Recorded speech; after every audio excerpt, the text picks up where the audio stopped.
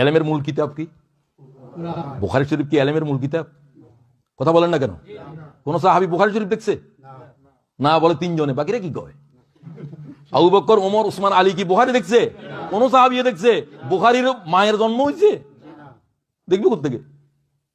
ইমাম বুখারীর মার বিয়েও তো হয়নি। ইমাম বুখারী আসছে সাহাবীদের 400 বছর পরে, তো বুখারী তো লিখছেন এর পরে। বুখারী দেখবো কোথন? বুখারীর মায়ের বাপের দাদার বিয়েও তো হয়নি। আসল কিতাব কি? কি জাতের উম্মতের জাহেল? আমরা আহলে হাদিস। আহলে হাদিস কি জিনিস? আহলে হাদিস কি? এ জাহেল! আল্লাহ তাআলা নাযিল করলো কোরআন, পড়ার জন্য বললো কোরআন। তুমি কইছো আমরা হাদিস নিয়ে আসি। তোর কে বলছে এগুলো নিয়ে থাকতে?